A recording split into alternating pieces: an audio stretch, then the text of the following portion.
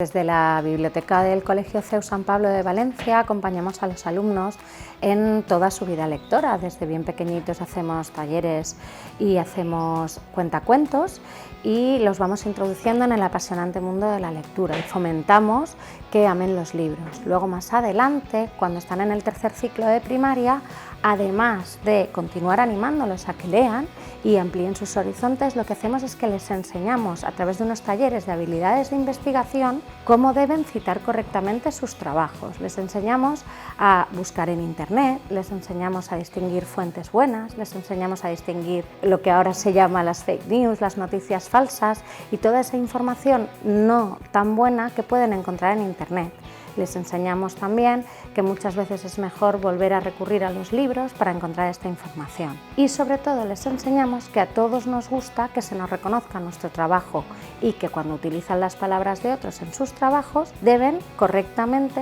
mencionar al autor, las fechas en las que se publicó ese trabajo. Esto que hacemos va muy ligado al perfil del estudiante IB del Bachillerato Internacional que trabajamos a lo largo de toda la vida escolar en el colegio y que después les servirá como un primer paso para esas habilidades de investigación que utilizarán a lo largo de todo el Bachillerato Internacional.